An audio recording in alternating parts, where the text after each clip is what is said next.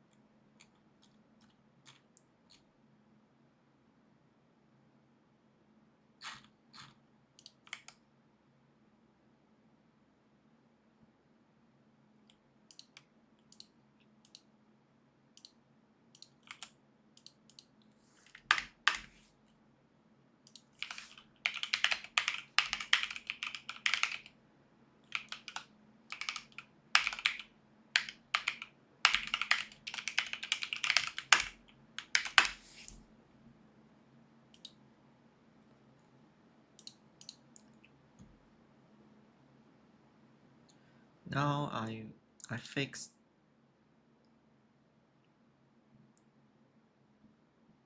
the heat checking. Good. I'm gonna continue So doing that'll this create this. auto clustering. Auto clustering. Shift 6. Flexure mode. And automatically group piece of fracture mesh into specific number of cluster. This you can make it more or less fractured to your own liking. So now we'll be able to come in, shoot this, and it will fall apart. I see. Let's try this out. If I auto cluster.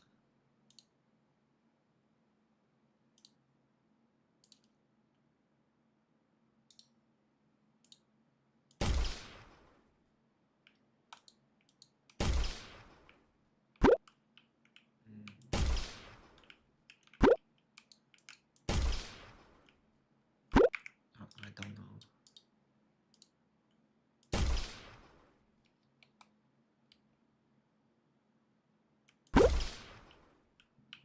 Oh.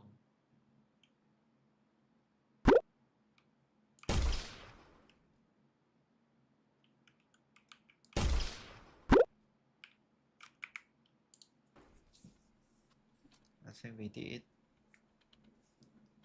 So now to make an overhang, first thing, quickly just going to reconnect my destroy projectile here at the end, so that it doesn't stay alive, and everything should just work fine still. Just destroy this projectile now. Notice that they're chunking off into, you can actually see the pieces that are connected to the smaller pieces. And I'm just going to turn off my show bone color and go into search this color and just set it for my wall here. And this right here is the interior color. So I'll show you about that stuff later. So we're going to I'm just going to bring this over here. Go into my chaos. And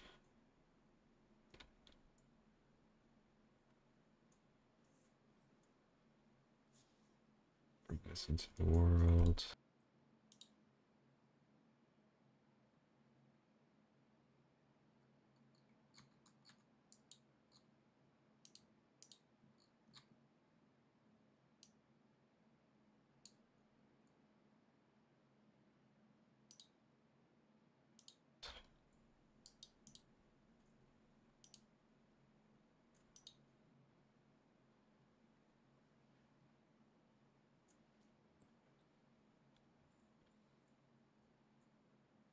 Let's quickly set this up over here so it's basically creating an overhang.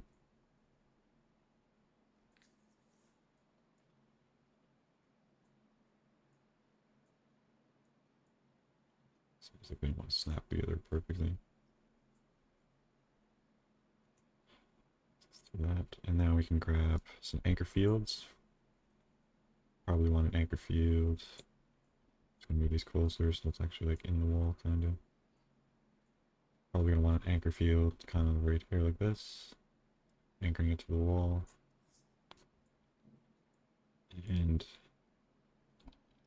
you can actually adjust the size of that so now all of the all the parts that are in this will now be anchored to the wall, all along the side, every part that's touching it and inside of it basically.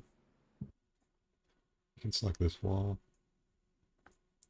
get our initialization field, and add our anchor. You can select the same anchor and hold Alt to drag it out. Connect it to these pieces.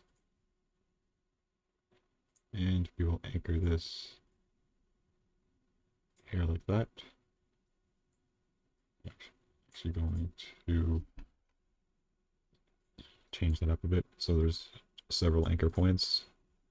So we have this spot that can, once all the pieces are broken around this piece, it can be broken off. I already have this anchor point set there. And I'm going to hold Alt, drag over, and anchor it to that side as well. Plus to add a second initialization field, set that anchor. Everything should hold in place. Depending on the fractures, it will fracture differently.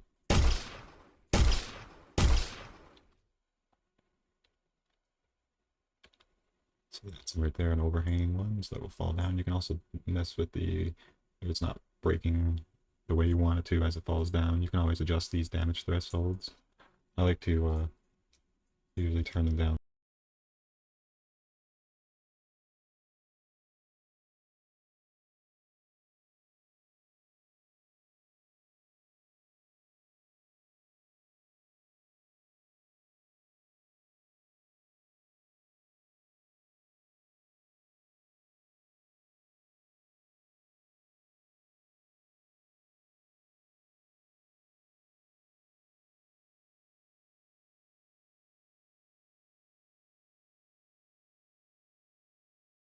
Like that.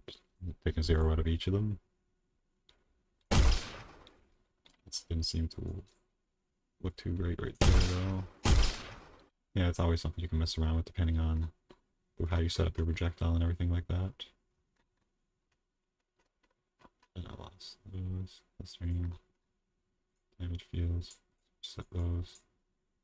So that's an overhanging. And we can always come into, say you want to cluster up your objects some more.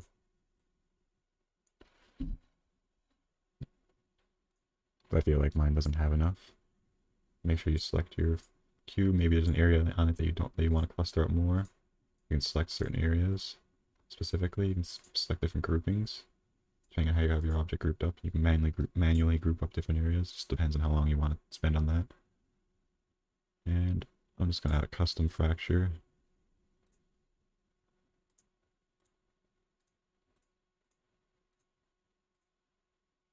Definitely don't want to do that one. That one looks crazy.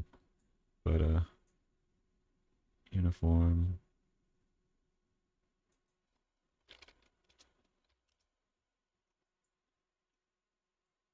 You notice right here in the center there's a lot more cracks. I'm just going to actually add that along. Yeah, let's keep that in the center. If you have like a brick wall, like a barricade, you can actually like create little effects where the top of the barricade will be broken more by setting this along. You'll notice there's a lot more cracks up here, and then you can have your normal cracks. So like bullets will come and hit this and chip off the tops, and smaller pieces will break down basically.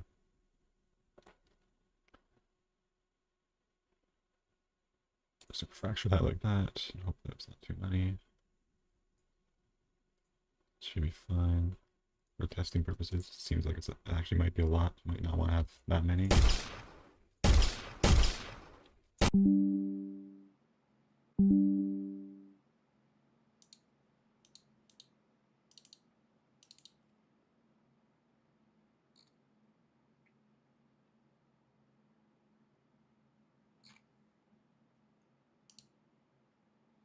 Then 9.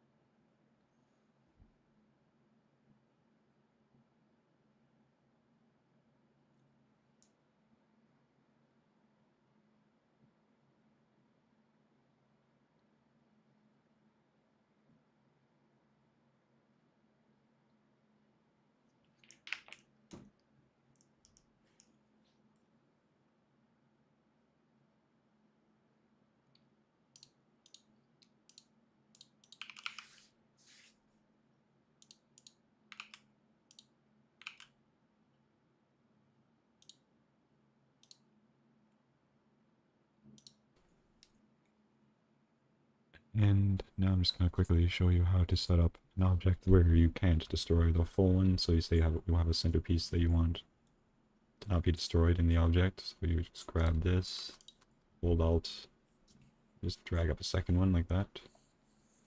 I'm going to get a anchor field, since the anchor field, any collision field that's blocking projectiles basically will allow you to create this effect. So, make it really thin, make it point forward. It's gonna make it really long. It's much longer than it needs to be, but just to show what I'm doing here. And now I want to just hold Control to select them both, because you can actually initialize the fields for both of them at the same time. They're both going to use the same field here. Now we can come up, shoot it, and you'll notice that it's kind of like creating the shape of the collision field in the center there. Depending on the collisions and ideas you can set up. I know there's some tools in the marketplace for creating custom collision shapes and stuff. You can probably create some cool effects with that.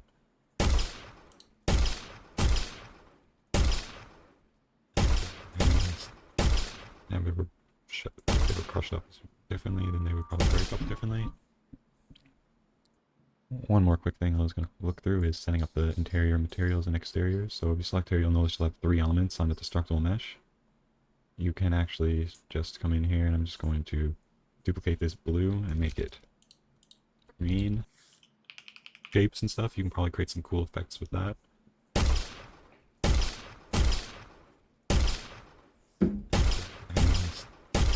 And if they were crushed up differently, then they would probably break up differently. One more quick thing I was going to look through is setting up the interior materials and exteriors. So if you select here, you'll notice you'll have 3 elements on the destructible mesh. You can actually just come in here, and I'm just going to duplicate this blue and make it green, because it's already a material instance. We don't need to make an instance of an instance. Set that to green. Now we can just drag this over onto element 1.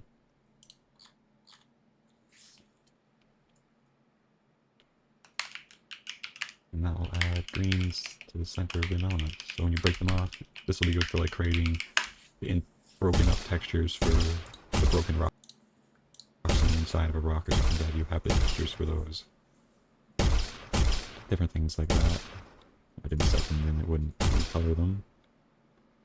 So that's basically how that coloring works. So you can have the textures of a brick wall and then a crumbled rock brick wall from the inside, so it wouldn't just look wouldn't look the same basically.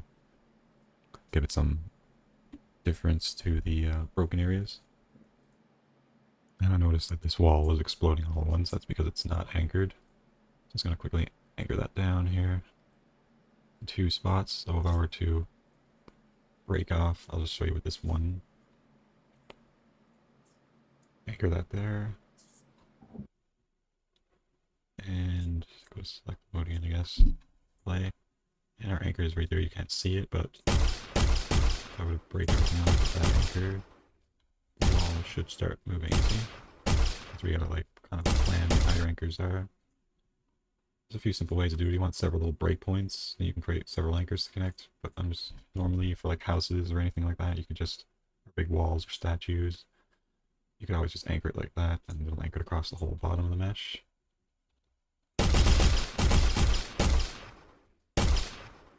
And this is different break values that you can set up. Allows them to break up in little pieces. And you can always mess around with a few of the settings yourself on these and in your projectile. -5 is usually what I like. It's usually what I would use by default. You can mess around with how big this radius magnitude is.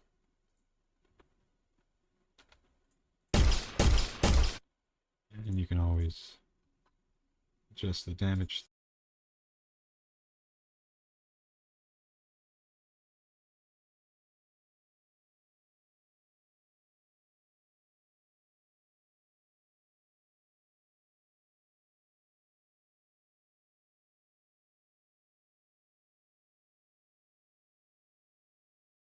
thresholds.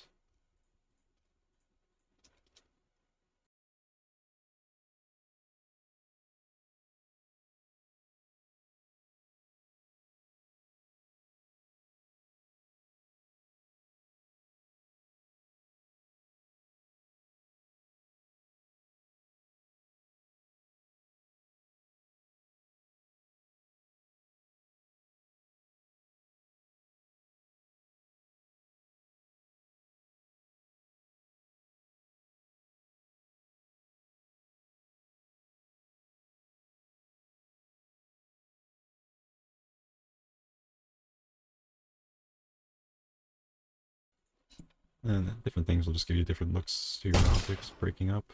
That's clearly, we're killing that.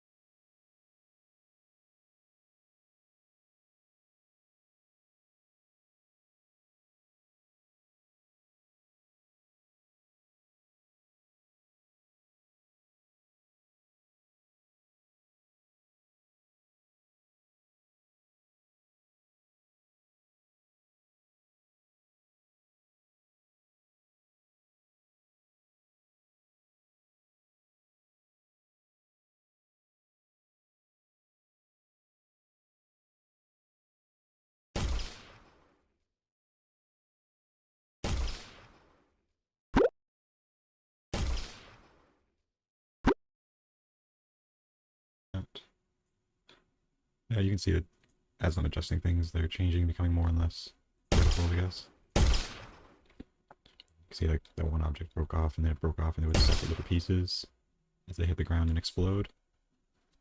So that's going to be everything for this episode.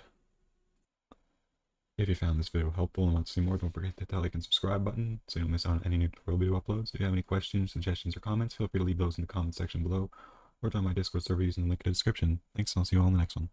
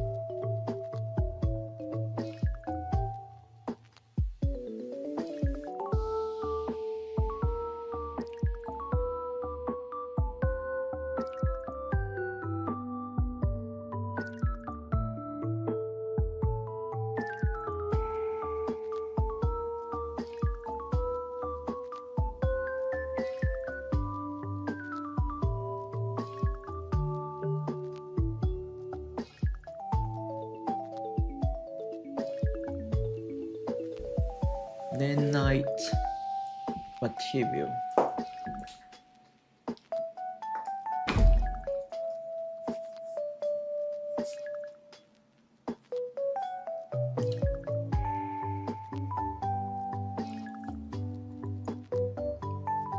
User category. This one.